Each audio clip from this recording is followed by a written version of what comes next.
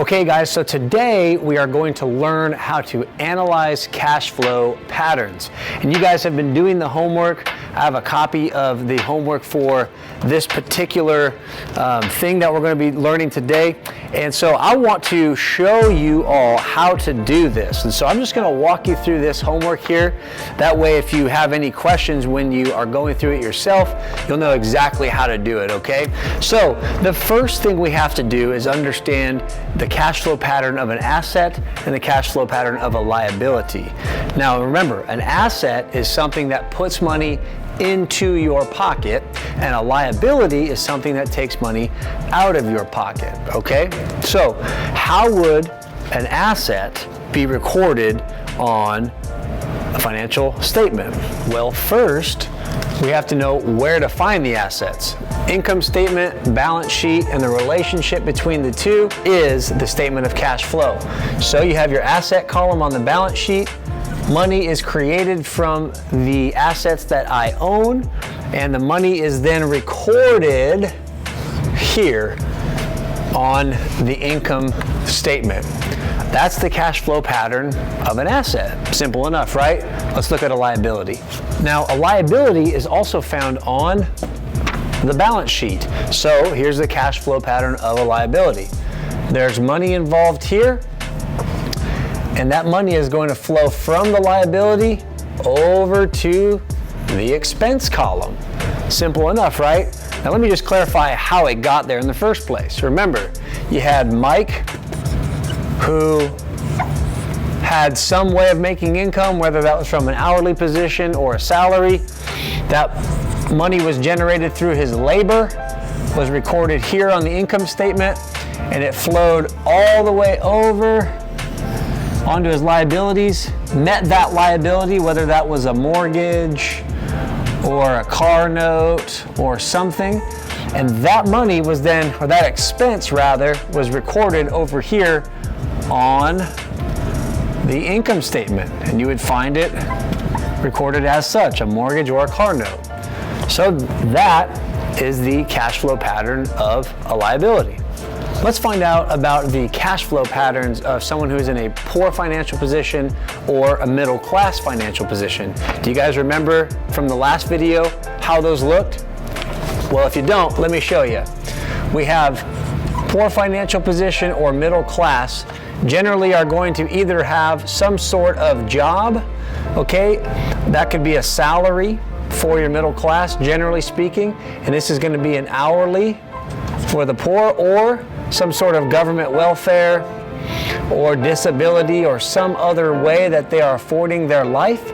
Now the money from however it is that they're getting it is going to come and be recorded right here on the income statement. That's where the money is first going to show up.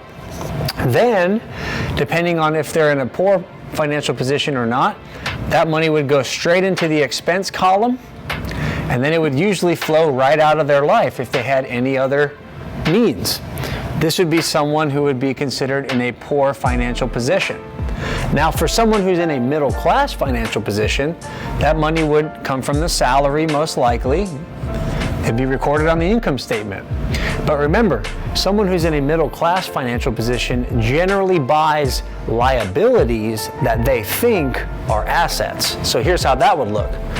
Goes over here, and it's going to come onto the liability side of the balance sheet. Now remember what we find over here. We find a house, we find generally a car or a truck, or we'll find a boat. And these things cost, you guessed it, lots of money. Now where the liabilities are going to be found is on this side of the balance sheet, and where they're going to be recorded is over here. And they'll come up as the same thing that they are over there: mortgage, car note, boat note, etc. And then if they have anything else, it'll flow out of their life. We did mention that usually middle class individuals will own some type of investment. That will be a 401k, a Roth IRA, etc. Those are good things. The only issue with those types of investments is you cannot access the capital that you have in them until you reach a certain age, known as retirement age. If you do access that capital, you're going to have to pay a big penalty in the form of taxes. So they're good, but they're not the best possible thing if you're in a bind and you need some money now.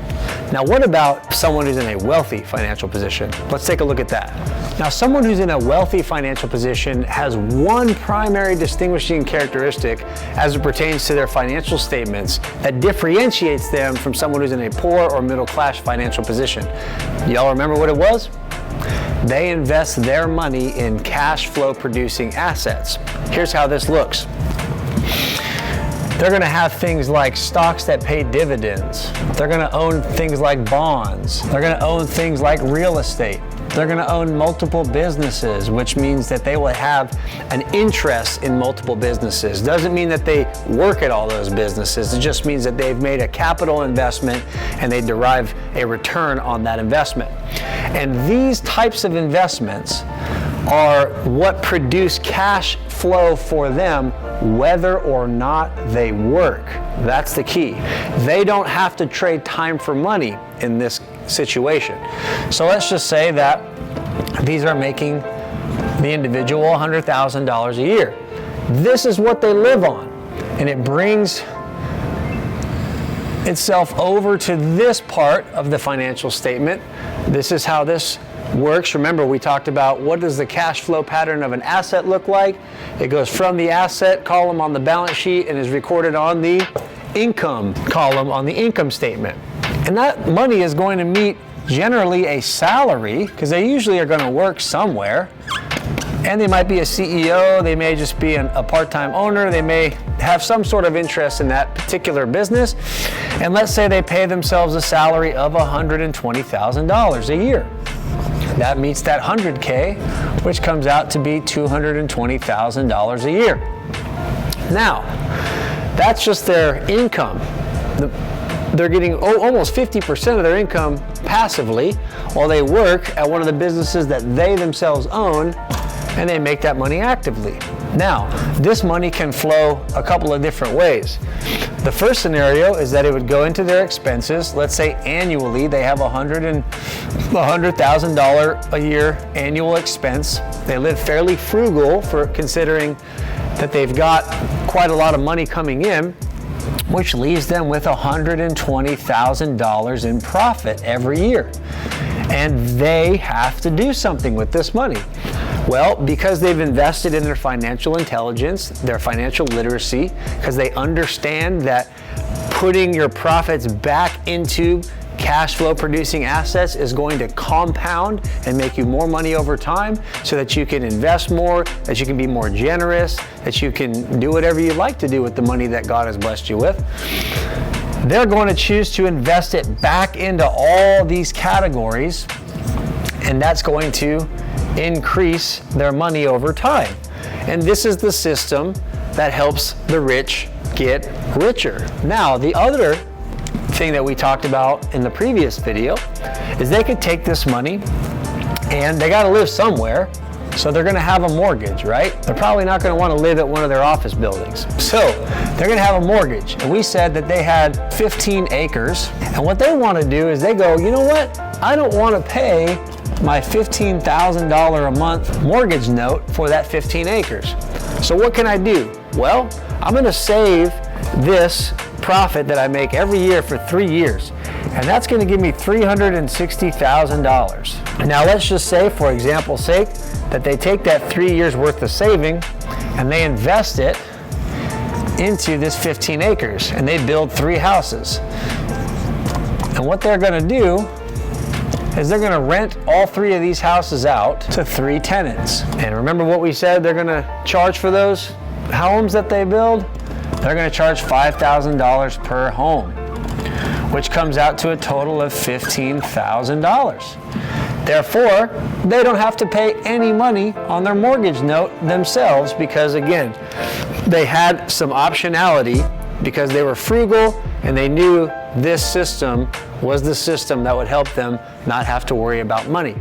So again, I want you to understand and how to analyze the movement of money between the balance sheet and the income statement. Assets and liabilities will always be reflected either on the income or the expense side of your financial statements.